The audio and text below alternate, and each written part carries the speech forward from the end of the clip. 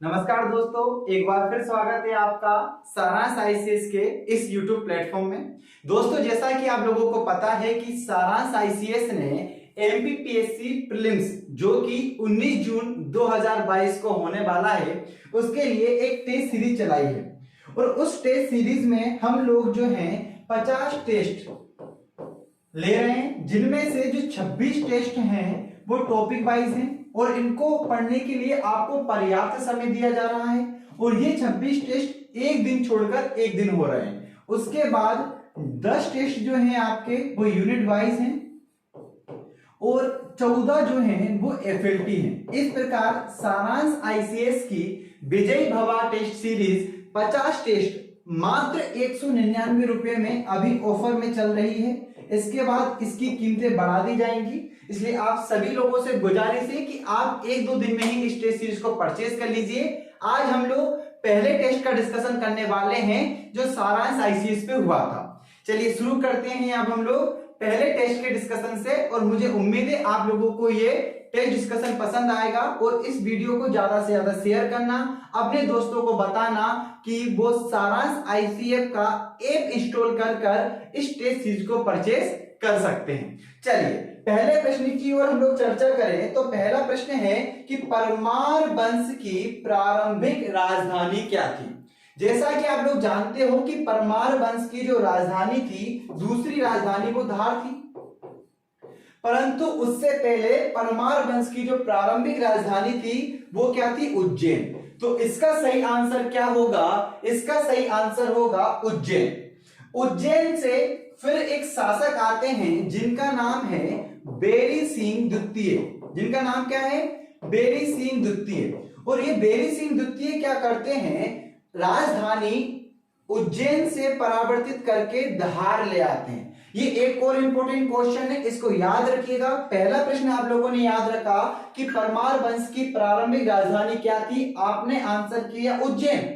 पर मैं दूसरा प्रश्न आप लोगों से पूछ रहा हूं कि उज्जैन से राजधानी स्थानांतरित धार किसने की थी, तो इसका सही आंसर क्या होगा, बेरी सिंह ने। क्या होगा, बेरी सिंह ने। अब एक प्रश्न और याद रखिए कि परमार वंश की जो स्थापना थी, मतलब परमार वंश के जो संस्थापक थे वो उपेंद्र कृष्णराज थे। कौन थे, उपेंद्र कृष्णराज। उपेंद्र कृष्णराज परमार वंश के संस्थापक थे। और राजा भोज का नाम आप लोगों ने सुना होगा। राजा भोज परमार वंश से ही संबंधित थे, जिनका शासनकाल 1000 से 1055 आप लोगों को देखने को मिलता है।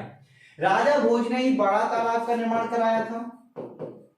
ठीक है, बड़ा तालाब जिसे आप भोजताल बोलते हो, भोपाल में भोजपुर मंदिर का निर्माण कराया, ये भी किसने कराया था, राजा भोज ने ही कराया था। राजा भोज ने भोजशाला का निर्माण कराया था, कहां पे, भोजशाला। और सरस्वती मंदिर का निर्माण कराया था धार में।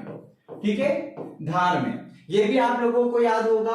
और राजा भोज की कुछ रचनाएं हैं। चूंकि राजा भोज एक महान योद्धा ही नहीं थे, बल्कि वे एक बहुत बड़े विद्वान भी थे। तो सरस्वती कंठाभरण, सम्रांगण सूत्र, चारुचर्या, विद्या विनोद, ये इनकी कुछ रचनाएं थी राजा भोज की। तो पहले क्वेश्चन से हमें क्या क्या जानकारी मिली, तो परमार वंश की प्रारंभिक राजधानी उज्जैन थी, जिसको स्थानांतरित किसने किया था धार में, बेरी सिंह द्वितीय ने। ठीक है, परमार वंश की संस्थापना कौन ने की थी, उपेंद्र कृष्णराज ने की थी। और राजा भोज जो थे वो परमार वंश के ही महत्वपूर्ण शासक थे। भोजपुर मंदिर हो, बड़ा तालाब हो, भोजशाला हो, इन सब का निर्माण किसने कराया था, वो राजा भोज ने कराया था। क्लियर है। चलिए अगले प्रश्न की ओर चलते हैं हम लोग। अगला प्रश्न है कि मध्य प्रदेश के रीवा से किस शासक का अभिलेख प्राप्त हुआ है। ठीक है, तो मध्य प्रदेश की रीवा से किस शासक का अभिलेख प्राप्त हुआ है, तो हमें इसका आंसर याद रखना है, स्कंदगुप्त। ठीक है, तो मध्य प्रदेश की रीवा से स्कंदगुप्त का अभिलेख प्राप्त हुआ है। रीवा से एक अभिलेख प्राप्त होता है जिसे हम लोग बोलते हैं सूपिया अभिलेख। क्या बोलते हैं, सूपिया अभिलेख। और इस सूपिया अभिलेख में जो गुप्त वंश है, सूपिया अभिलेख में गुप्त वंश को कौन सा वंश कहा गया है, गुप्त वंश का आपको एक नाम मिलता है और वो कहा गया है घटोत्कच। और ये इंपॉर्टेंट प्रश्न आपसे सीधा पूछेंगे, पहला प्रश्न पूछेंगे कि सूपिया अभिलेख किस जिले में है, तो आंसर क्या करोगे कि सर रीवा जिले में है। दूसरा प्रश्न पूछेंगे कि किस वंश को घटोत्कच वंश कहा गया है सूफिया अभिलेख में, तो आंसर करना गुप्त वंश को घटोत्कच वंश कहा गया है। कहां पर, सूफिया अभिलेख में। और रीवा जो है, रीवा में जो अभिलेख मिला है वो कौन का है, स्कंदगुप्त का।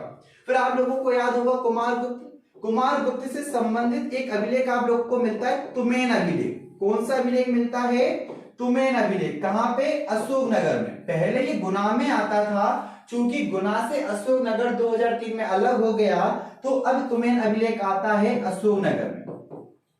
और इस अशोकनगर में स्थित तुमेन अभिलेख में कुमारगुप्त को शरदकालीन सूर्य के भांति बताया है। किसके भांति, शरदकालीन सूर्य के भांति बताया है। और ये इंपॉर्टेंट प्रश्न है, आपसे सीधा पूछेंगे कि किस अभिलेख में कुमारगुप्त को शरदकालीन सूर्य के भांति बताया गया है, तो आंसर आएगा कुमारगुप्त के तुमेन अभिलेख में। ठीक है, तुमेन अभिलेख कहां पर है, अशोकनगर में। ठीक है, और भानुगुप्त का एक अभिलेख मध्य प्रदेश में मिलता है जिसका नाम है एरण अभिलेख। आप लोग जानते हैं इसके बारे में। एरण अभिलेख कहां पे मिलेगा साहब, तो ये मिलेगा सागर में। कहां पर मिलेगा, सागर में। और सती प्रथा के प्राचीनतम साक्ष्य, किसके, सती प्रथा के प्राचीनतम साक्ष्य कहां से प्राप्त होते हैं, सती प्रथा के प्राचीनतम साक्ष्य प्राप्त होते हैं एरण अभिलेख से। क्लियर है, तो इस क्वेश्चन से जो जानकारी मिली है एक बार फटाफट देखते हैं कि भैया स्कंदगुप्त का अभिलेख रीवा से, रीवा में मिलता है सूफिया अभिलेख। सूफिया अभिलेख में गुप्त वंश के साथ साथ गुप्त वंश को घटोत्कच कहा गया है। कुमारगुप्त का एक अभिलेख मिलेगा तुमेन अभिलेख अशोकनगर से, और शरदकालीन सूर्य के भांति इसे बताया गया है। भानुगुप्त एरण अभिलेख मिलता है सागर से, और सती प्रथा का साक्ष्य मिलता है। ठीक है, क्लियर है। चलिए आगे बढ़ते हैं, हम लोग इसको क्लियर कर देते हैं। अगला प्रश्न है, जबलपुर अवस्थित 64 योगिनी मंदिर का निर्माण किसने कराया था। ठीक है, तो आप लोगों को बहुत अच्छे से याद है कि 64 योगिनी मंदिर कहां पर मिलेगा, आपको जबलपुर में मिलेगा 64 योगिनी मंदिर। ठीक है, और 64 योगिनी मंदिर से ही किसका जो संसद है, संसद भवन की बिल्डिंग का जो प्रारूप है वो कहां से लिया गया है, 64 योगिनी मंदिर से लिया गया है। बेसिकली ये कुछ इस प्रकार का एक प्रारूप होता है।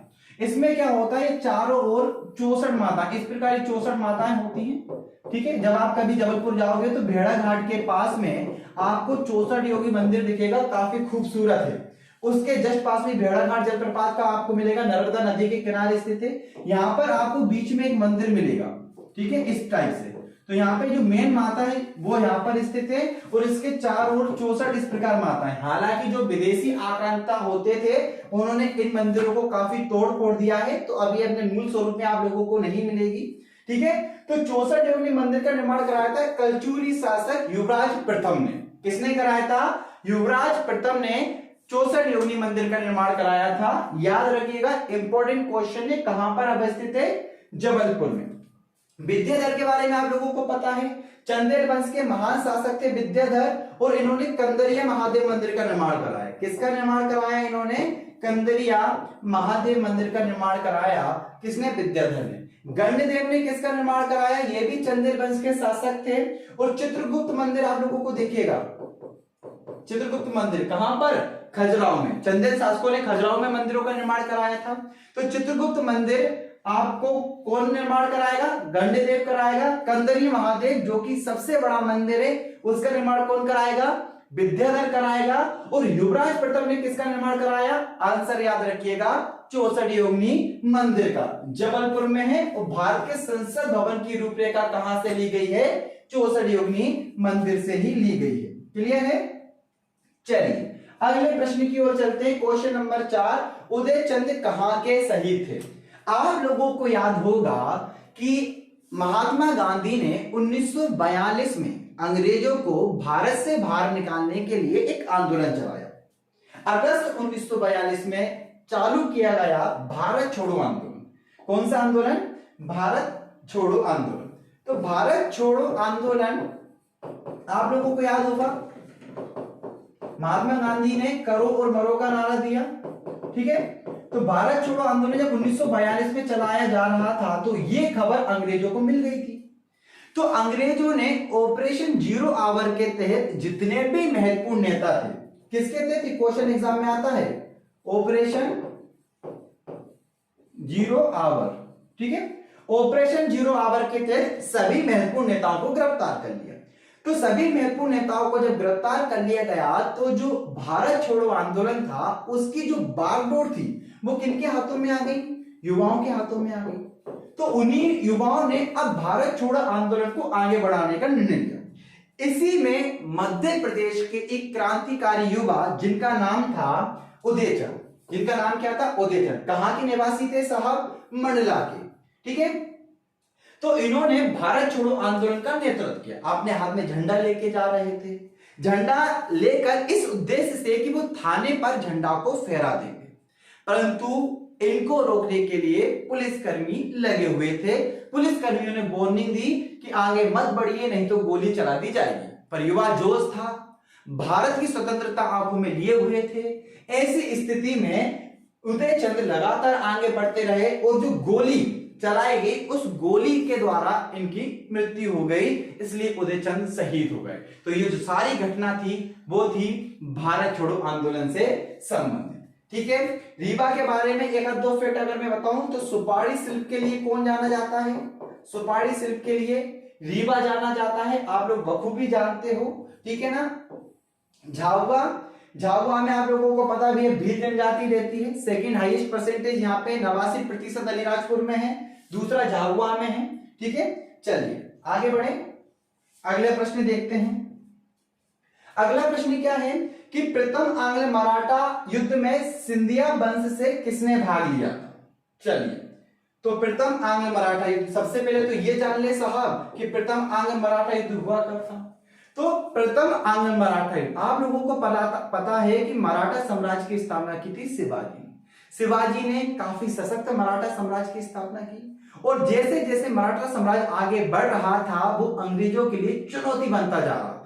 चूंकि ये बात अंग्रेजों को बखूबी पता थी कि मराठों को पराजित किए बिना संपूर्ण भारत पर राज करना असंभव है, ठीक है। तो फिर हुआ क्या कि अंग्रेज और जो मराठे थे उनमें संघर्ष होना स्वाभाविक था, और इसी संघर्ष की परिणति हमें देखने को मिलती है आंग्ल मराठा युद्ध के रूप में।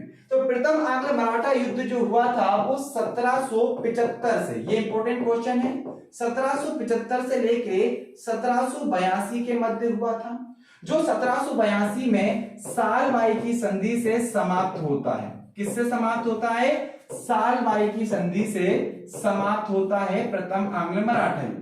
और प्रथम आंग्ल मराठा युद्ध में सिंधिया वंश के महादजी सिंधिया ने भाग लिया, जबकि सिंधिया वंश के जो संस्थापक थे वो राणोजी सिंधिया थे। तो राणोजी सिंधिया वंश के संस्थापक हो गए। प्रथम आंग्ल मराठा युद्ध में किसने भाग लिया, आंसर कर देना, महादजी सिंधिया ने।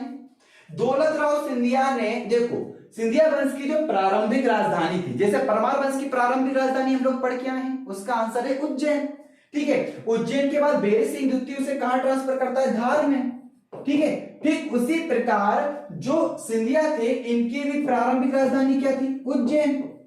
तो एक व्यक्ति आते हैं 1810 में, कब, 1810, दौलतराव सिंधिया, कौन, दौलतराव सिंधिया, और ये राजधानी स्थानांतरित कहां कर देते हैं, ग्वालियर। क्लियर है, तो ये क्वेश्चन भी याद रखिएगा। चलिए अगले प्रश्न की ओर चलें। अगला प्रश्न है सरदार रामबोल एवं बंधन चाचा किसके सेनापति थे। 1857 की क्रांति, 1857 की क्रांति पे न केवल भारत में बल्कि मध्य प्रदेश ने भी अपना योगदान दिया। मध्य प्रदेश के क्रांतिकारियों ने अपना रक्त बलिदान दिया। उन्हीं में जब हम विभिन्न क्षेत्रों में चर्चा करते हैं तो ठाकुर सरजू प्रसाद जो थे, ठाकुर सरजू प्रसाद विजय राघवगढ़ से 1857 की क्रांति का नेतृत्व किया। कहां से किया साहब, इंपॉर्टेंट क्वेश्चन है, विजय राघवगढ़ से। कहां से किया, विजय राघवगढ़ से। तो इनके ही सेनापति थे कौन, सरदार रामबोल और बंधन चाचा। समझ में आ गई बात कि सरदार रामबोल और बंधन चाचा किसके सेनापति थे, ठाकुर सरजू प्रसाद के। 1857 की क्रांति का नेतृत्व कहां से किया, विजय राघवगढ़ से। कहां से किया? विजय राघवगढ़ से। ठाकुर शंकर शाह आप लोगों को पता भी है, गढ़मंडला क्षेत्र से इन्होंने 1857 की क्रांति का नेतृत्व किया था। तोप की मुंह पे बांधकर रघुनाथ शाह और शंकर शाह दोनों को उड़ा दिया गया था। ठाकुर रणवंत सिंह भैया रीवा से इन्होंने नेतृत्व किया, ठाकुर रणवंत सिंह जी ने। ठीक है, तो ये 1857 की क्रांति से नेतृत्व करता थे। इनके सेनापति थे कौन? रामबोल और बंदन चाचा सरजू प्रसाद। 1857 की क्रांति के संदर्भ में एक फैक्ट और याद रख लीजिए कि मध्य प्रदेश में 1857 की क्रांति 3 जून 1857 को कहां से? नीमच से स्टार्ट हुई। कहां से? नीमच से स्टार्ट हुई। यह भी आपसे पूछा जाता है कि 1857 की क्रांति मध्य प्रदेश में कब प्रारंभ हुई? आंसर होगा 3 जून 1857 को। कहां से प्रारंभ हुई? नीमच से। क्लियर है? चलिए, टेस्ट सीरीज टॉपिक वाइज हो रही है। पहला टॉपिक हम लोगों का एमपी हिस्ट्री का था। आप बहुत अच्छे तरीके से 3 बार सिलेबस कंप्लीट कर लोगे अगर आप ये टेस्ट सीरीज ज्वाइन करते हो। साथ ही साथ सारांश आईसीएस का ऐप इसलिए भी इंस्टॉल कीजिए क्योंकि आपको वहां पर काफी फ्री कंटेंट अवेलेबल कराए जा रहे हैं और आपको जो भी आगामी क्लासेस होंगी, क्योंकि हमारा उद्देश्य न्यूनतम फीस पे गुणवत्तापूर्ण शिक्षा देना है, तो आपको वहां पर न्यूनतम फीस में कई गुणवत्तापूर्ण कक्षाएं मिलेंगी। इसलिए मैं आपसे कहूंगा कि अपने दोस्तों को भी बताइए और आप खुद भी इस ऐप को जरूर इंस्टॉल कर लीजिएगा। ठीक है, चलिए अगले प्रश्न की ओर हम लोग आगे बढ़ते हैं। महू का सैनिक विद्रोह कब हुआ था? ठीक है, तो देखिए वही वाली बात है, 1857 की क्रांति स्टार्ट हो गई थी 3 जून 1857 से। महू में एक व्यक्ति था जिनका नाम है शहादत खान। जिनका नाम क्या है? शहादत खान। तो शहादत खान ने महू छावनी से नेतृत्व किया था और ये स्टार्ट हुई थी 1 जून 1857। मतलब जो क्रांति 3 जून 1857 को नीमच से प्रारंभ हुई वो 1 जून 1857 को कब पहुंच गई? हाँ, 1 जुलाई 1857 को कब पहुंच गई? 1 जुलाई 1857 को वो पहुंच गई मऊ में। और मऊ में नेतृत्व किसने किया था? शहादत खान ने नेतृत्व किया था। ये बात आप लोग याद रखिएगा। ठीक है, अगले क्वेश्चन की ओर चलें। त्रिपुरी अधिवेशन की अध्यक्षता किसने की? चलिए भैया, आप लोगों को पता है कांग्रेस की स्थापना 28 दिसंबर 1885 को हुई। एलन ऑक्टेवियन ह्यूम ने कांग्रेस की स्थापना में महत्वपूर्ण भूमिका निभाई। व्योमकेश बनर्जी ने इसकी पहली बार अध्यक्षता की। तो फिर होता क्या है कि कांग्रेस का वार्षिक अधिवेशन होता है। ठीक है, हर वर्ष कांग्रेस का क्या होता है? वार्षिक अधिवेशन होता है। ठीक है, और वो वार्षिक अधिवेशन सामान्यतः दिसंबर जनवरी में होता था। ठीक है, तो उसी क्रम में त्रिपुरी मतलब जबलपुर, मध्य प्रदेश के जबलपुर क्षेत्र में 1939 में, जनवरी 1939 में, बिल्कुल डेट याद रखिएगा, जनवरी 1939 में त्रिपुरी अधिवेशन हुआ। और इस त्रिपुरी अधिवेशन की एक बहुत शानदार कहानी है। इस त्रिपुरी अधिवेशन में क्या हुआ? महात्मा गांधी ने अध्यक्ष पद के लिए पट्टाभी सीताराम भैया को खड़ा कर दिया और सुभाष चंद्र बोस उनके अपोजिट में खड़े हुए। और महात्मा गांधी बिल्कुल नहीं चाहते थे कि सुभाष चंद्र बोस अध्यक्ष बने, क्योंकि दिक्कत ये थी कि महात्मा गांधी का बहुत बड़ा नाम था और उन्हें चुनौती देना मतलब एक बहुत अपने आप में बड़ी बात थी। पर इसके नतीजे भी काफी रोचक हुए। पट्टाभी सीतारामैया को सुभाष चंद्र बोस ने 203 मतों से पराजित कर दिया। कितने मतों से? 203 मतों से पराजित कर दिया। और त्रिपुरी अधिवेशन की अध्यक्षता किसने कर ली? सुभाष चंद्र बोस ने। पर अब क्या हुआ कि जो कार्यकारिणी थी कांग्रेस की, उसको गठित करने के लिए सुभाष चंद्र बोस पर यह दबाव बनाया जा रहा था कि वो महात्मा गांधी की इच्छा के अनुरूप कांग्रेस की कार्यकारिणी का गठन करें। अब भैया सुभाष चंद्र बोस तो अगर उनको बात माननी ही होती तो फिर वो अध्यक्ष पद के लिए खड़े नहीं होते। तो जब काफी ज्यादा दबाव बनाया गया सुभाष चंद्र बोस पे, तो सुभाष चंद्र बोस ने इस्तीफा दे दिया और फिर कांग्रेस की अध्यक्षता किसने की? राजेंद्र प्रसाद ने। किसने की भैया? राजेंद्र प्रसाद ने। क्लियर है? चलिए, तो ये थे महात्मा गांधी, पट्टाभी सीतारामैया, सुभाष चंद्र बोस। और महात्मा गांधी ने पट्टाभी सीतारामैया की हार को अपनी स्वयं की हार मानी। तो याद रखिएगा, त्रिपुरी अधिवेशन कहां हुआ था? 1939 में जबलपुर में अध्यक्षता की थी सुभाष चंद्र बोस ने। अगला क्वेश्चन है, 1857 की क्रांति में नेतृत्वकर्ता एवं उनके विद्रोही स्थल में कौन सुमेलित नहीं है? 1857 की क्रांति हुई और 1857 की क्रांति में अलग अलग क्षेत्रों से अलग अलग लोगों ने नेतृत्व किया। 3 जून 1857 को नीमच छावनी से यह प्रारंभ हुआ, मैंने आप लोगों को बताया था। तो इसी क्रम में जब हम लोग चर्चा करते हैं शंकर शाह और उनके पुत्र रघुनाथ शाह जो थे वो गढ़ मंडला से नेतृत्व कर रहे थे। भीमा नायक खरगोन से नेतृत्व कर रहे थे। भीमा नायक को क्या कहा जाता है, आप लोग जानते हो, भीमा नायक को निमाड़ का रॉबिन हुड कहा जाता है, ठीक है। जबकि इंडियन रॉबिन हुड किसे कहा जाता है, तात्या भील को कहा जाता है। क्लियर, ये बात भी याद रखिएगा। गिरधारी बाई झांसी ये नेतृत्व करता नहीं है, क्योंकि झांसी से नेतृत्व कौन कर रही थी, महारानी लक्ष्मीबाई। गिरधारी बाई तो उनकी सहायिका थी, तो ये क्वेश्चन सुमेलित नहीं है। शेख रमजान ने कहां से किया था, सागर से नेतृत्व किया था, आप लोग जानते हो। फाजिल मोहम्मद, आदिल मोहम्मद भोपाल से कर रहे थे, ठीक है। तो इसका सही जवाब है कि 1857 की क्रांति के नेतृत्वकर्ता और उनके विद्रोही में कौन सुमेलित नहीं है, गिरधारी बाई झांसी। चलिए अगले प्रश्न की ओर चलें। अगला प्रश्न है, निम्नलिखित वर्तमान क्षेत्र एवं उनके प्राचीन नामों को सुमेलित कीजिए, ठीक है। तो प्राचीन नाम आप लोगों ने पढ़े होंगे, बिल्कुल पढ़े होंगे। जब प्राचीन नामों की चर्चा करते हैं तो बताओ, टुंडीकर किसका नाम है, आंसर करो। दमोह का नाम है। अनूप किसका नाम है भैया, निमाड़ का नाम है। दसाण विदिशा का नाम है। और बत्स किसका नाम है, ग्वालियर का। तो अगर मैं बोलूं टुंडीकर किसका नाम हो गया, दमोह का, ठीक है, मतलब 3 पहले स्थान पे आएगा। अनूप का नाम हो गया निमाड़, मतलब उसका 1 आएगा। दसाड़ का हो गया विदिशा, मतलब 4 आएगा। बस का हो गया ग्वालियर, मतलब 2 आएगा।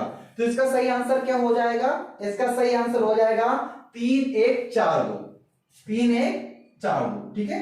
बिल्कुल याद रखिएगा, टुंडीकर, दमोह, अनूप, निमाड़, दसाड़, विदिशा, बस, ग्वालियर। आगे बढ़ते हैं अगले प्रश्न की ओर।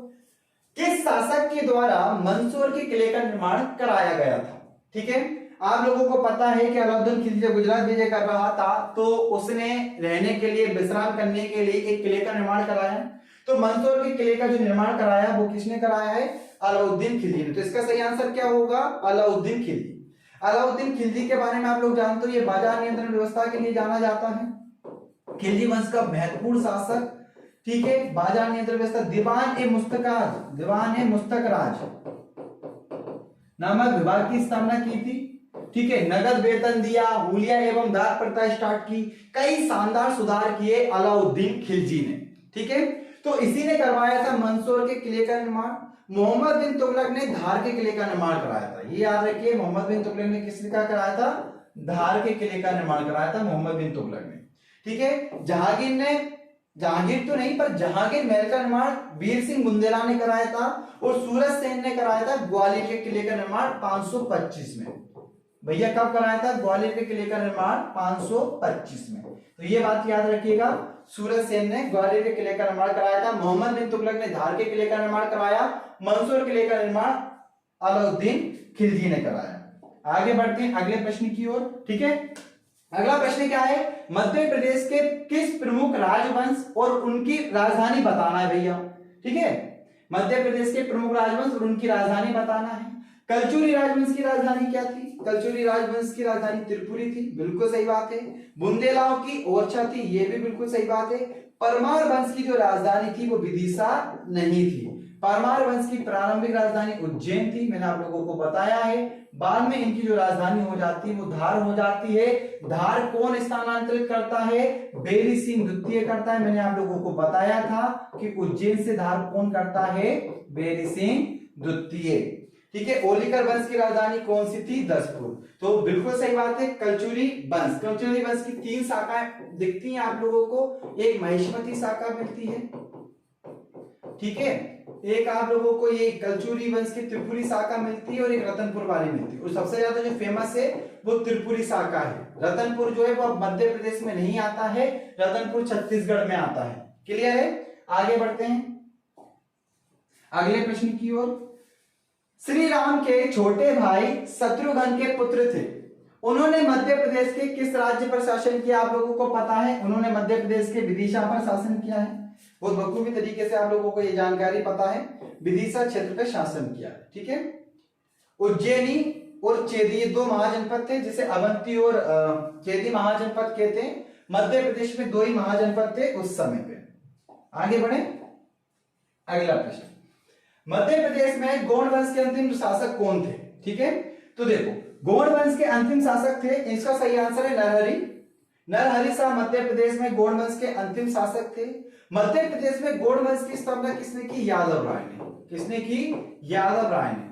आप लोगों ने देखा गढ़मंडा वाला जो क्षेत्र था वो गौड़ वंश के लिए फेमस है और इसकी स्थापना यादव राय ने की थी। और इसके अंतिम शासक कौन थे? नरहरि शाह। ठीक है, अभी हम लोग जब पढ़ते हैं रानी दुर्गावती किस वंश की शासिका थी, तो भी अपन यही आंसर करेंगे भैया। अभी हम लोग रघुनाथ शाह पढ़ के आए हैं, तो वो भी कहा के थे, ये भी गौड़ वंश के ही शासक थे। तो याद रखना यादव राय ने स्थापना की थी। ये इंपॉर्टेंट क्वेश्चन है गौड़ वंश के संस्थापक के रूप में। अंतिम पूछ लें तो बिल्कुल आंसर लगाइएगा नरहरि शाह। क्या आंसर लगाओगे आप लोग? नरहरि शाह अंतिम शासक थे। आगे बढ़े अगले प्रश्न की ओर चलिए। अगला प्रश्न है, सिवनी में सत्याग्रह कब शुरू हुआ?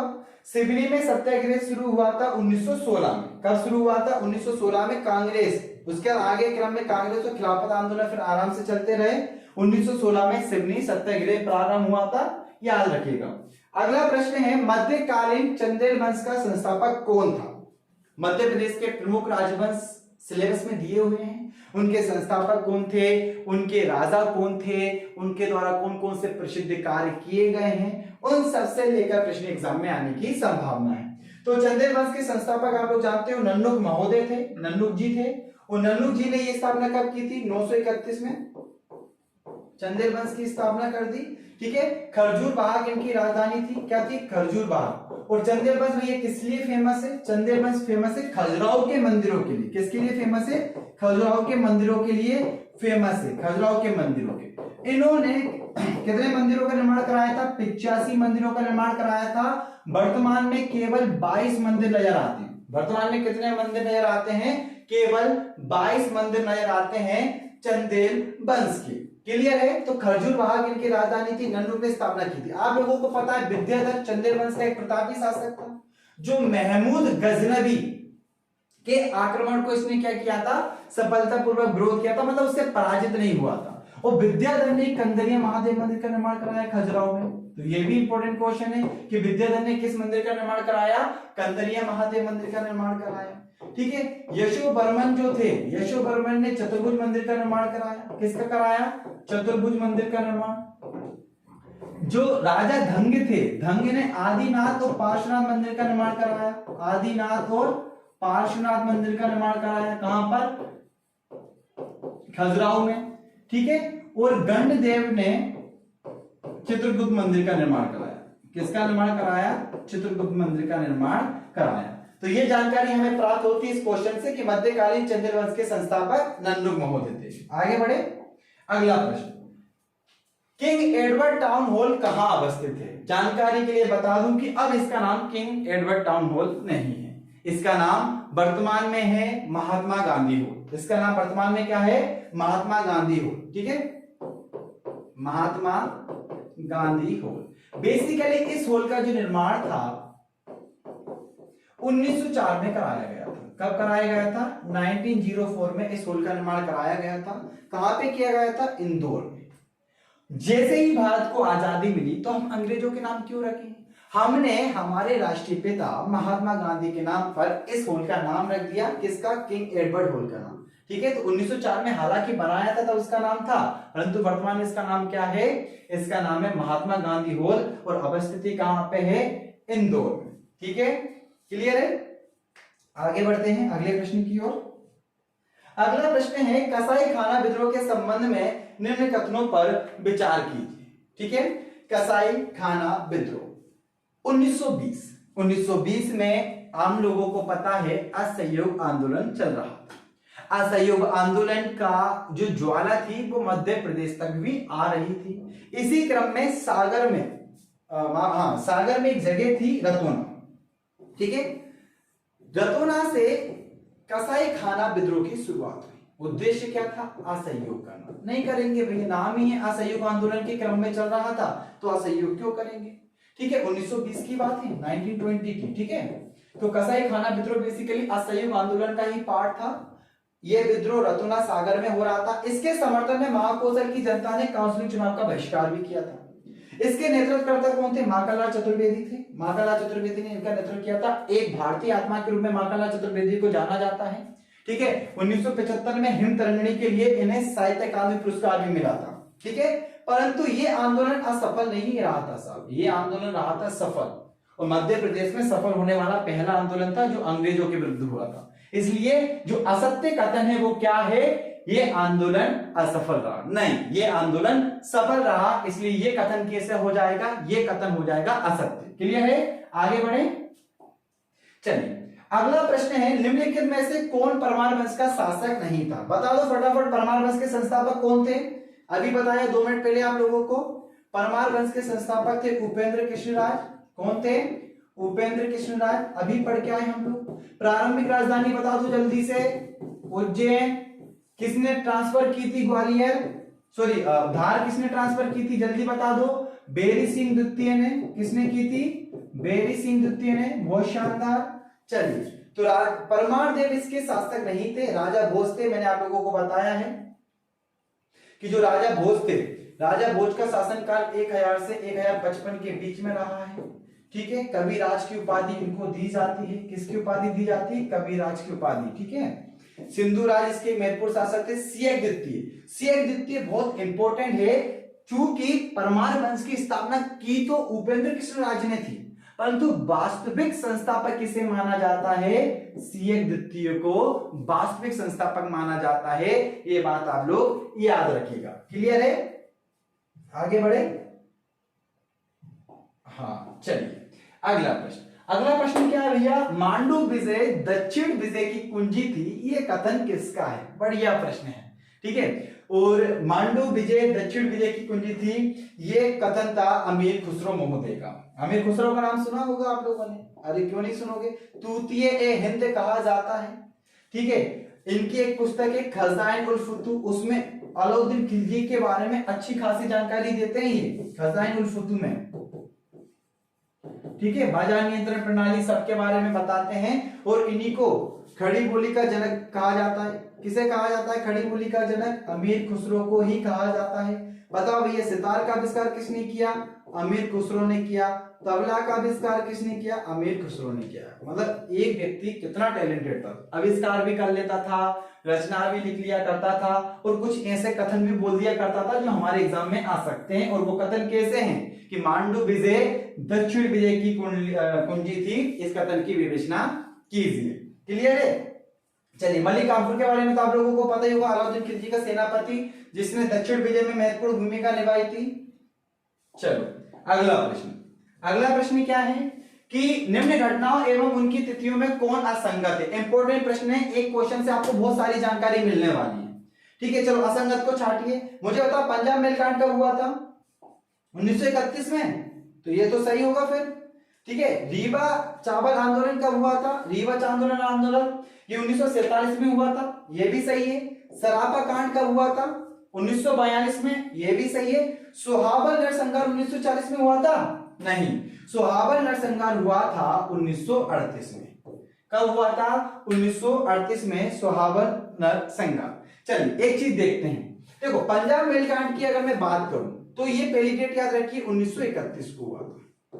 खंडवा रेलवे स्टेशन पे ट्रेन जा रही थी, खंडवा रेलवे स्टेशन पे। ये क्वेश्चन इंपोर्टेंट है कि पंजाब मेल कांड का संबंध मध्य प्रदेश के किस स्टेशन से? आंसर करोगे खंडवा रेलवे स्टेशन से। क्या हुआ भैया? यहां पर यह हुआ कि 2 व्यक्ति थे। ठीक है, 2 व्यक्ति का नाम है, एक तो वीर नारायण दलपत राव।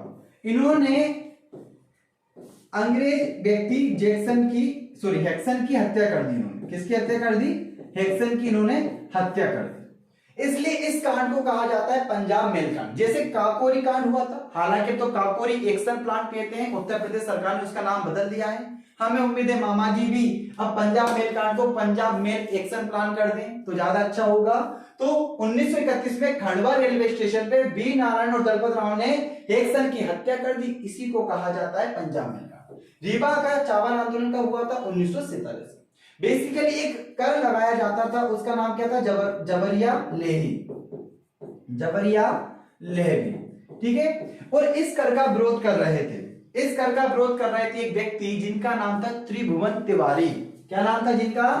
त्रिभुवन तिवारी। त्रिभुवन तिवारी जो थे वो रीवा में चावल आंदोलन का नेतृत्व कर रहे थे, गोली मार दी, त्रिभुवन तिवारी शहीद हो गए, इसलिए रीवा का चावल आंदोलन 1947। क्लियर है। सराफा कांड भारत छोड़ो आंदोलन का ही एक अंग था, ठीक है। सराफा में क्या हुआ था, कुछ व्यक्तियों पर गोली चला दी गई थी, जिनमें से मदन लाल ओसवाल की मृत्यु भी हो गई थी, इसलिए इसको कहा जाता है सराफा कांड 1942। सोहाबल नरसंहार ये इंपॉर्टेंट है 1938 में। क्या था सोहाबल नरसंहार? इसी को कहा जाता है माजन कांड, माजन गोली कांड। अब इसकी मैं स्टोरी सुनाता हूं आप लोगों को। सोहाबल बेसिकली एक रियासत थी, ठीक है। सोहाबल एक रियासत थी, वहां पर एक व्यक्ति थे, ठीक है, लाल बुद्ध प्रताप। क्या? लाल बुद्ध प्रताप। लाल बुद्ध प्रताप ने एक सभा का आयोजन किया, और उसी सभा चूंकि अंग्रेजों के विरुद्ध हो रही थी, भारत को आजाद कराने के लिए हो रही थी, इस बात की खनक अंग्रेजों को भी लग गई थी। तो इसी सभा में शामिल होने के लिए प्रताप सिंह रामाश्रय, कौन कौन? प्रताप सिंह रामाश्रय गौतम, रामाश्रय गौतम और कौन? मधीर पांडे, मधीर पांडे, ये इसी सभा में शामिल होने जा रहे थे। जैसे ये शामिल होने जा रहे थे तो अंग्रेज पुलिस अधिकारियों ने माजन नामक गांव के समीप, माजन नामक गांव के समीप इन तीनों की गोली मारकर हत्या कर दी। किन किन की? प्रताप सिंह की, रामाश्रय की, मधीर पांडे की। कहां पे की? माजन नामक गांव के समीप। इसलिए इस गोलीकांड को, सोहाबल नरसंहार को माजन गोलीकांड भी कहते हैं, और ये हुआ था 1938 में। ये याद रखिएगा, ये बहुत इंपॉर्टेंट है। 1938 बहुत इंपॉर्टेंट है, याद रखिएगा। क्लियर है? तो चारों डेट याद हो गई, एक बार फटाफट मुझे बता दो। पंजाब मेल कांड 1931, रीवा का चावल आंदोलन 1947, सराबा कांड 1942, सोहाबल नरसंहार 1938। चलिए अगला प्रश्न। अगर प्यास वगैरह लग रही हो तो पानी पी लीजिएगा। यशोधर्मन किस वंश के शासक थे? यशोधर्मन ओलिकर वंश के एक महानतम शासक थे। तो सही आंसर क्या होगा कि यशोधर्मन ओलिकर वंश के एक महान शासक थे। इन्होंने, यशोधर्मन ने मिहिरकुल को पराजित किया था। किसको पराजित किया था? मिहिरकुल को पराजित किया था। ओलिकर वंश जो है, मालवा नाम देने का श्रेय ओलिकर वंश को ही जाता है। कौन सा नाम देने का श्रेय? जो आप लोग मालवा मालवा सुनते हो ना, मालवा प्रदेश, मालवा नाम देने का श्रेय ओलिकर वंश को ही जाता है। यशोधर्मन का एक अभिलेख मिलेगा आपको मंदसौर से, जहां पर सूर्य मंदिर निर्माण की भी आपको लोगों को चर्चा मिलेगी, ठीक है। मंदसौर अभिलेख यशोधर्मन का। क्लियर है? चंदेल वंश के संस्थापक नन्नुक जी थे, परमार वंश के संस्थापक उपेंद्र कृष्ण राज थे, और मग जो था वो बघेलखंड क्षेत्र से संबंधित एक वंश था। ये प्रश्न आता है, मग वंश मध्य प्रदेश के किस क्षेत्र से संबंधित है? तो याद रखिएगा, बघेलखंड से। चलिए अगले प्रश्न की ओर चलते हैं हम लोग। अगला प्रश्न क्या है? अमरकंटक के कर्ण मंदिर का निर्माण किस शासक ने कराया? इंपॉर्टेंट क्वेश्चन है। देखो, एक प्रश्न में आप लोगों को बता दूं, अमरकंटक के मंदिरों का निर्माण कलचुरी शासकों ने कराया। लगभग बहुत सारे लगभग 84 शिव मंदिरों का निर्माण कराया था। तो ये सीधा प्रश्न आप लोगों से पूछेंगे कि अमरकंटक के मंदिरों का निर्माण किसने कराया? तो आंसर आपको करना है कलचुरी शासकों ने, ठीक है।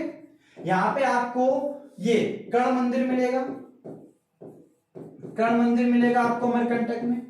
श्री यंत्र मंदिर मिलेगा, कौन सा? ये बहुत फेमस है श्री यंत्र मंदिर। और सीधा पूछेंगे आपसे श्री यंत्र मंदिर कहां पर है?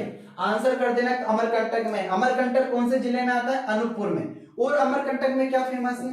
अमरकंटक में सब माई की बगिया है, माई की बगिया है। कबीर चोरा है, क्या है? कबीर चोरा कहां पर है? अमरकंटक में। अपने प्राकृतिक सौंदर्य के लिए जाना जाता है। और अमरकंटक में क्या है? अमरकंटक में आप लोगों को मिलेगा नर्मदा, सोन और जोहिला का उद्गम स्थल, ठीक है। कपिल धारा, दूध धारा जलप्रपात भी कहां पे मिलेगा? अमरकंटक में ही मिलेगा। तो इस कर्ण मंदिर का निर्माण किसने कराया था? लक्ष्मीकर्ण ने कराया था, जिसे हिंद नेपोलियन कहते हैं। ये इंपॉर्टेंट क्वेश्चन है, इसे रट मारो फटाफट। किसे हिंद नेपोलियन कहते हैं? जल्दी करो आंसर। लक्ष्मीकर्ण को हिंद नेपोलियन कहते हैं, और इसी ने कर्ण मंदिर का निर्माण कराया था। आगे बढ़े अगले प्रश्न की ओर। चलिए अगला प्रश्न है, मध्य प्रदेश के किलों और दुर्ग के संबंध में असत्य कथन को छांटिए। अच्छा क्वेश्चन है।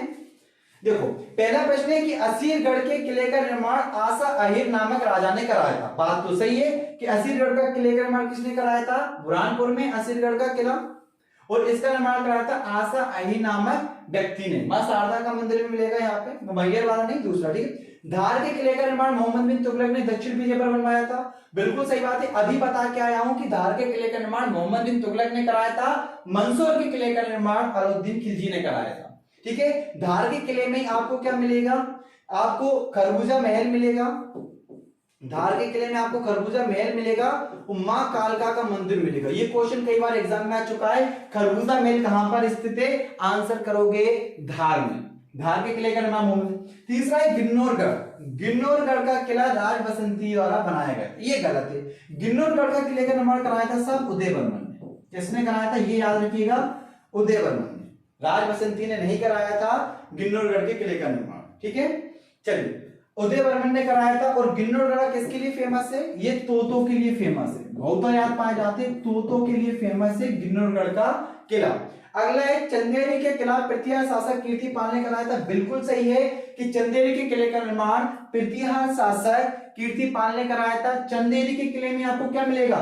नौखंडा महल, खूनी दरवाजा और आपको मिलेगा जौहर कुंड। चंदेरी के किले में क्या क्या मिलेगा?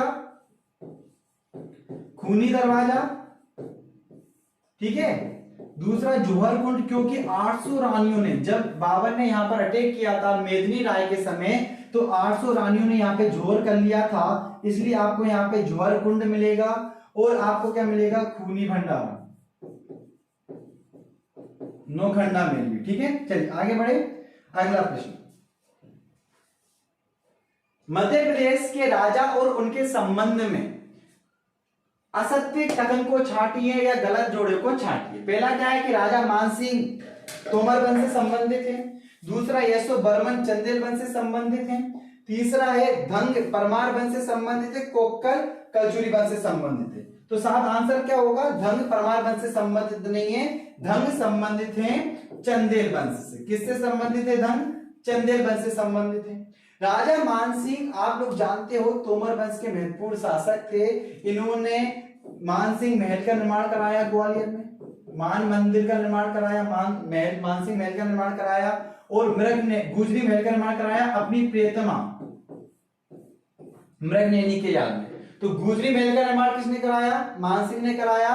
ठीक है, मान मंदिर का निर्माण भी इन्होंने ही कराया। यशो बर्मन चंदेल वंश के शासक थे जिन्होंने चतुर्भुज मंदिर का निर्माण कराया खजुराहो में। अभी हम लोग ओलिकर वंश के धर्मन पढ़ के आए, यशो धर्मन और यशो बर्मन दो अलग अलग है। यशो बर्मन पूछे तो आंसर चंदेल वंश, और यशो धर्मन पूछे तो ओलिकर वंश।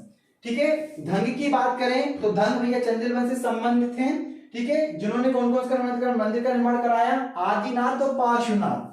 कोक्कल करचुरी वंश के संस्थापक है, त्रिपुरी शाखा के। चलिए आगे बढ़ते हैं अगले प्रश्न की ओर। ग्वालियर राज्य की स्थापना किसने की? ठीक है, तो देखो सिंधिया वंश की स्थापना राणोजी सिंधिया ने की थी, परंतु प्रथम आंग्ल मराठा युद्ध के बाद क्या होता है? प्रथम आंग्ल मराठा युद्ध में महादजी सिंधिया अपने पराक्रम के दम पर अच्छा प्रदर्शन करते हैं। इससे मराठा साम्राज्य खुश हो जाता है और वो कुछ क्षेत्र प्रदान करता है। तब महादजी सिंधिया ग्वालियर राज्य की स्थापना करते हैं। मैंने आप लोगों को बताया था कि इससे पहले जो राजधानी थी वो उज्जैन थी। क्षेत्र उज्जैन के आसपास तक सीमित था। किसका? सिंधियाओं का। दौलत राव सिंधिया आते हैं। कब आते हैं दौलत राव सिंधिया? 1810 में, और वो फिर ग्वालियर स्थानांतरित करते हैं। तो महादजी सिंधिया इसका सही आंसर है, याद रखिएगा। ठीक है, जीवाजी राव सिंधिया भारत की स्वतंत्रता के समय ग्वालियर जो राज्य था उसके प्रमुख राजा थे। ठीक है, जीवाजी राव सिंधिया, और इन्होंने बिले पत्र पे हस्ताक्षर किए थे, आप लोग जानते हो। जब मध्य भारत बनाया गया था तो इन्हें राज प्रमुख भी बनाया था जीवाजी राव सिंधिया को। ठीक है, अगले प्रश्न की ओर चलें। अगला प्रश्न क्या है कि गुप्त वंश में समुद्रगुप्त के पश्चात रामगुप्त का उल्लेख कहां मिलता है? अभी हम एक प्रश्न पढ़ के आए, बहुत शानदार। मैंने आप लोगों को बताया था सूफिया विलेय कहां पर, पहले तो ये आंसर कर दो। सूफिया विलेय कहां पे मिलेगा साहब? रीवा में मिलेगा। ठीक है, गुप्त वंश को कौन सा वंश कहा गया है? गुप्त वंश को कहा गया है घटोत्कच वंश। कौन सा वंश कहा गया है? घटोत्कच वंश। एक जानकारी और मिलती है, वो मिलती है कि गुप्त वंश के समुद्रगुप्त के पश्चात रामगुप्त। देखो रामगुप्त जो है, रामगुप्त का विवरण काफी संदेह वाला है कि भैया रामगुप्त शासक थे या नहीं थे। तो हमारे मध्य प्रदेश की रीवा जिले में एक अभिलेख है और उसका नाम क्या है, सूफिया अभिलेख। सूफिया अभिलेख में बताया जाता है कि नहीं भैया समुद्रगुप्त के बाद रामगुप्त शासक थे, और रामगुप्त जो थे उनका उल्लेख मिलता है सूफिया अभिलेख में, और सूफिया अभिलेख में घटोत्कच वंश कहा गया है गुप्त वंश को। सांची का अभिलेख आप लोगों को याद है भैया रायसेन में स्थित है, सांची के पास में। एरण अभिलेख कहां पे स्थित है, भानुगुप्त का एरण अभिलेख सागर में। सती प्रथा के साक्ष्य मिलते हैं, किसके साक्ष्य मिलते हैं, सती प्रथा के साक्ष्य मिलते हैं। उदयगिरी अभिलेख विदिशा में मिलेगा आप लोगों को, ठीक है। चलिए अगला प्रश्न की ओर चलते हैं। अगला प्रश्न है कि महाभारत में चंदेरी शहर का उल्लेख किया गया है। महाभारत काल के दौरान निम्नलिखित में से कौन चंदेरी का राजा था। देखो हमारे यहाँ पे दो महाजनपदों का उल्लेख मिलता है, एक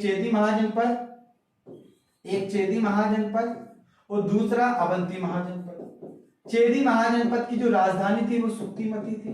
कौन थी, सुक्तिमती। और मध्य प्रदेश का थोड़ा सा क्षेत्र, मतलब जो बघेलखंड वाला जो क्षेत्र, बुंदेलखंड वाला जो क्षेत्र, ये वाला जो क्षेत्र था वो किसमें आता था, ये क्षेत्र आता था चेदी महाजनपद में। और यहीं पे आपको मिलेगा चंदेरी का किला यहाँ पे।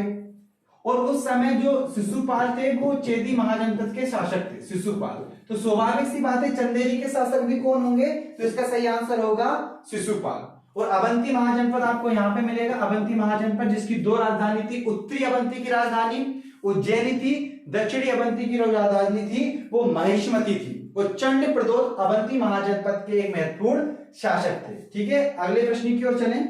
अगला प्रश्न है कि माजल गोलीकांड के नाम से किसे जाना जाता है। पूरी कहानी सुना किसके बारे में, तो अभी माजल गोलीकांड किसे कहा जाता है, आंसर कर दो, सोहाबल नरसंहार। जल्दी बताओ कब हुआ था, 1938 में। किसने सभा बुलाई थी, किसने बुलाई थी सभा, लाल बुद्ध प्रताप ने, ठीक है। और इसी सभा में कौन जा रहे थे, इसी सभा में जा रहे थे प्रताप सिंह, रामाश्रय और मधुर पांडे। और उनकी हत्या कर दी थी माजन गांव के समीप, इसलिए सोहाबल नरसंहार को माजन गोलीकांड भी कहते हैं। चरण पादुका नरसंहार के बारे में बता दो। मध्य प्रदेश के कौन से जिले में, छतरपुर जिले में। चरण पादुका नामक स्थान पे कौन सी नदी के किनारे, उर्मिल नदी के किनारे। तारीख बता दो फटाफट, 14 जनवरी 1931 को। कौन से व्यक्ति ने, भैया आम सभा का आयोजन कर रहे थे, एक व्यक्ति है कर्नल फिशर। कौन, कर्नल फिशर। और ये कर्नल फिशर क्या करता है, अनाधुन गोलियां चला देता है, काफी लोगों की मृत्यु हो जाती है। इस संघार को चरण पादुका नरसंहार कहते हैं, और इसी को कहा जाता है मध्य प्रदेश के जलियांवाला बाग हत्याकांड, ठीक है। पंजाब मेल कांड अभी हम लोग पढ़ के आए हैं, जुलाई 1931। कौन सा रेलवे स्टेशन, जल्दी आंसर करो, खंडवा रेलवे स्टेशन। किसकी हत्या, हेक्सन की हत्या किसने की थी, किसने की थी, जल्दी आंसर करो। वीर नारायण और दलपत राव ने, ठीक है, दलपत राव ने। तो इस सबके बारे में समझ में आ गया। तो माजन गोलीकांड का सही आंसर क्या हो जाएगा, सोहाबल नरसंहार।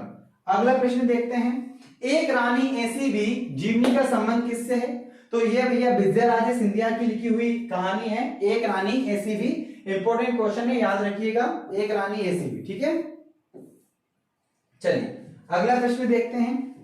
अगला प्रश्न क्या है कि खजुराहो स्थित चित्रगुप्त मंदिर का निर्माण किसने कराया था। अभी पढ़ा के परेशान हो गए हैं, ठीक है। तो इसका निर्माण कराया था गंडदेव ने। किसने कराया था, गंडदेव ने इसका निर्माण कराया था, खजुराहो स्थित चित्रगुप्त मंदिर का। चित्रगुप्त मंदिर जो है वो सूर्य भगवान को समर्पित है। किसको समर्पित है, सूर्य देवता को समर्पित है। इसी के साइड में किनारे आपको कौन मिलेंगे, चित्रगुप्त जी मिलेंगे। चित्रगुप्त की मूर्ति आपको कहां मिलेगी, साइड में मिलेगी। चित्रगुप्त मंदिर का निर्माण कराया था राजा गंडदेव ने। राजा भोज परमार वंश के महत्वपूर्ण शासक थे। विद्याधर ने कंदरिया महादेव मंदिर का निर्माण कराया, ठीक है, कंदरिया महादेव मंदिर का निर्माण कराया। और परमार्दी देव जो थे वो चंदेल वंश के महत्वपूर्ण शासक थे। आला एवं उदल किसके सेनापति थे, परमार्दी देव के सेनापति थे। पृथ्वीराज चौहान से इन्होंने युद्ध भी किया था जिसमें ये शहीद हो गए थे। क्लियर है, तो ये क्वेश्चन याद रखिएगा। चलिए अगले प्रश्न की ओर चलते हैं। अगला प्रश्न क्या है कि नौखंडा महल किस राज्य के या किस राजा के द्वारा निर्मित करवाया गया था। अभी हम पढ़ के आए हैं कि भैया चंदेरी, चंदेरी में सही आंसर क्या होगा? इसका सही आंसर होगा कीर्तिपाल। कीर्तिपाल ने लोखंडा महल का निर्माण कराया था। जौहर कुंड भी कहां पे है? चंदेरी में है। चंदेरी के किले का निर्माण किसने कराया था? वो निर्माण कराया था राजा कीर्तिपाल ने। क्लियर है? चलिए अगला प्रश्न देखते हैं। किस शासक के शासनकाल को गुर्जर प्रतिहार साम्राज्य का स्वर्ण काल कहा गया है? देखो गुर्जर प्रतिहार शासक तो रामभट्ट प्रथम ने गुर्जर प्रतिहार वंश की स्थापना की थी। ठीक है, तो इसी का एक महत्वपूर्ण शासक है मिहिर भोज। मिहिर भोज को गुर्जर प्रतिहार वंश का स्वर्ण काल कहा जाता है, ये चीज याद रखिएगा। अगले प्रश्न की ओर हम लोग बढ़ते हैं। अगला प्रश्न क्या है कि सातवाहन शासकों की मुद्रा मध्य प्रदेश के किस जिले से प्राप्त नहीं हुई? देखो सातवाहन शासकों का आप वो देखो क्षेत्र, तो हम मध्य देखोगे तो जो महाराष्ट्र वाला एरिया था, ठीक है, महाराष्ट्र आंध्र प्रदेश वाला जो एरिया था वो सातवाहनों का शासन क्षेत्र था। सातवाहन वंश की स्थापना किसने की थी? वो की थी सिमुक ने। किसने की थी? सिमुक ने। गौतमीपुत्र सातकर्णी, यज्ञश्री सातकर्णी ये इसके महत्वपूर्ण शासक थे। राजधानी क्या थी? प्रतिष्ठा। और ये किस लिए फेमस है? ये फेमस है शीशे के सिक्के चलाने के लिए। किसके? शीशे के सिक्के चलाए थे किसने? सातवाहनों ने। प्रश्न पूछा जाएगा कि शीशे के सिक्के किसने चलाए थे? सातवाहनों ने। सातवाहन वंश की स्थापना किसने की? सिमुक ने। और राजधानी क्या थी? प्रतिष्ठान। अब मुझे बताओ ये यहां तक आ गए तो मध्य प्रदेश के ये जबलपुर, उज्जैन, देवास वाले जिले कवर कर पाएंगे? या दमोह तक कैसे पहुंच पाएंगे? तो दमोह से इनके सिक्के प्राप्त नहीं होते हैं, जबकि देवास, उज्जैन, जबलपुर से इनके सिक्के प्राप्त होते हैं। क्लियर है? अगला प्रश्न देखते हैं कि शाहपुर में जंगल सत्याग्रह का नेतृत्व किसने किया था? तो इसका सही आंसर क्या है?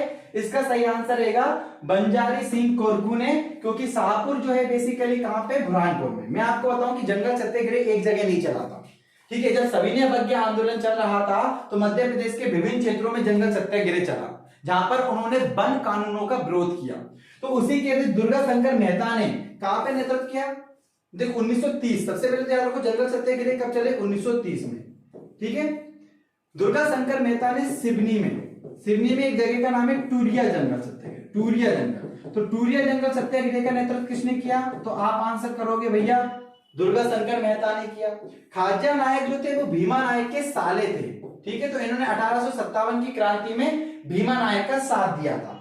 गर्जन सिंह कोरकू बैतूल जिले में बैतूल जिले में घोड़ा डोंगरी जंगल सत्याग्रह, घोड़ा डोंगरी सत्याग्रह का किसने किया? याद रखिएगा, टूरिया जंगल सत्याग्रह पूछे तो आंसर दुर्गा शंकर मेहता होगा।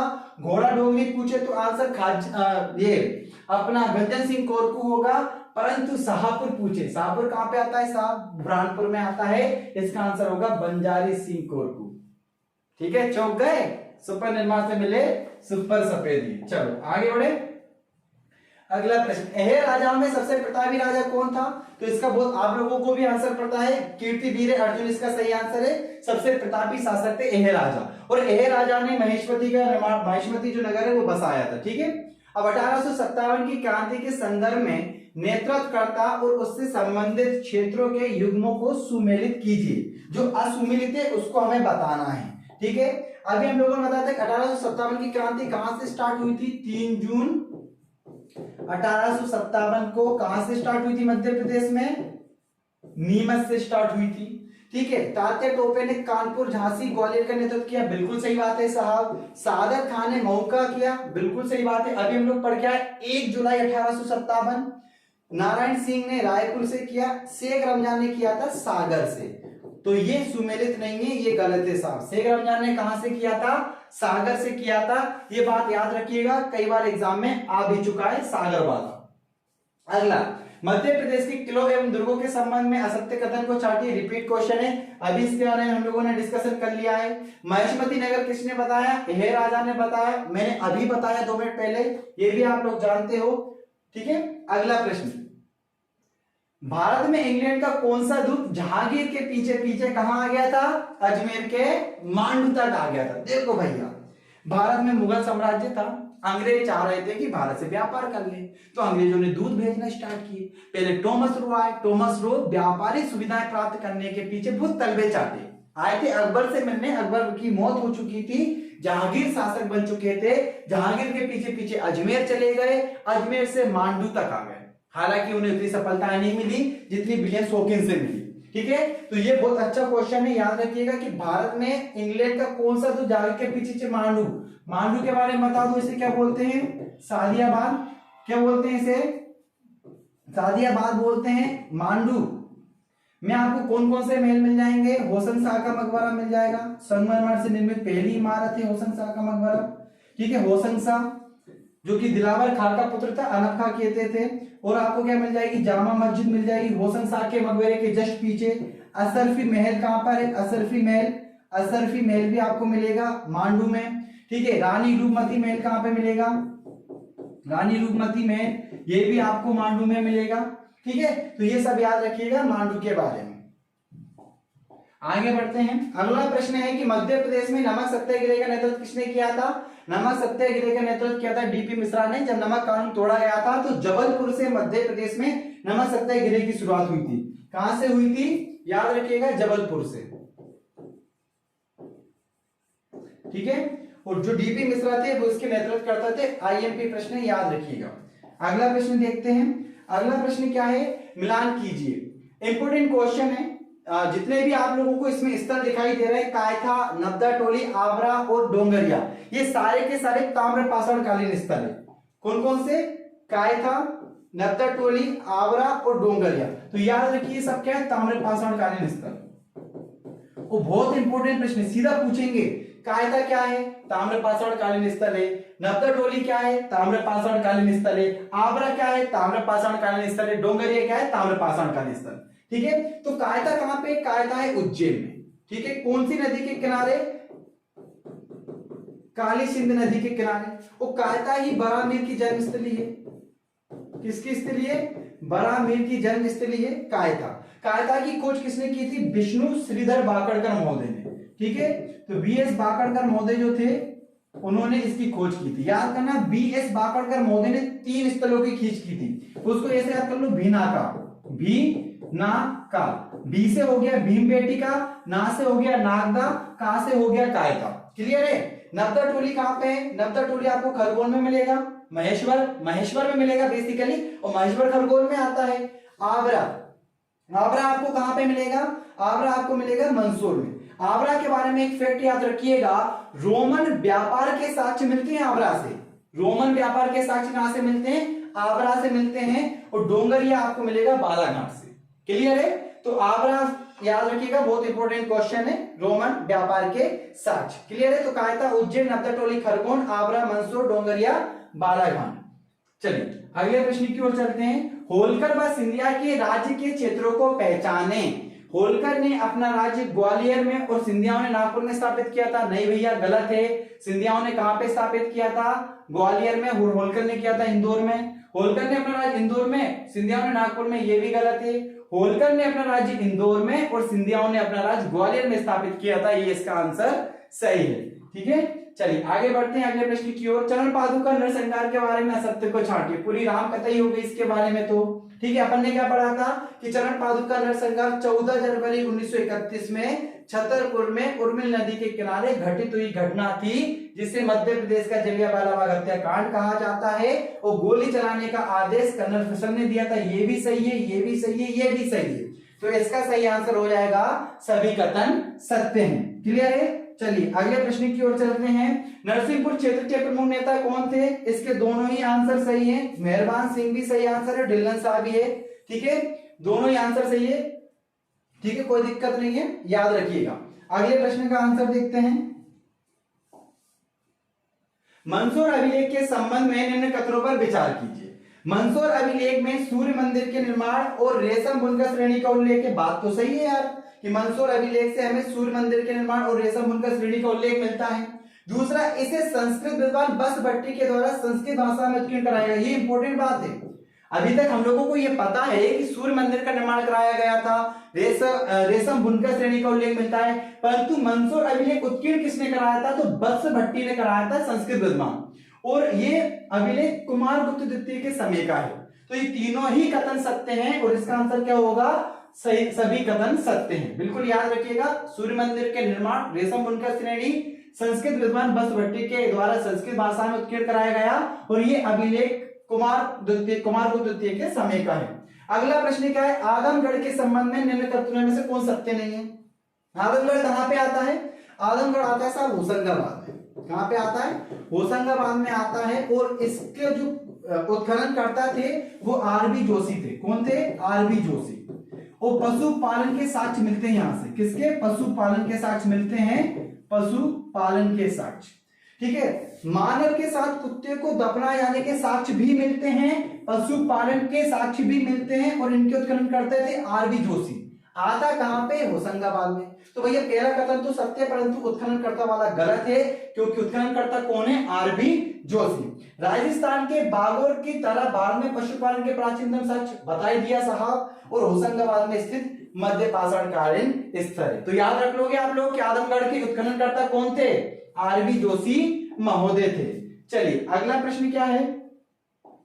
अगला प्रश्न है हमारा, थोड़ा आगे बढ़ गए, भोपाल में मोती मस्जिद का निर्माण किसने कराया था? तो भोपाल में मोती मस्जिद का निर्माण कराया था सिकंदर जहां बेगम ने।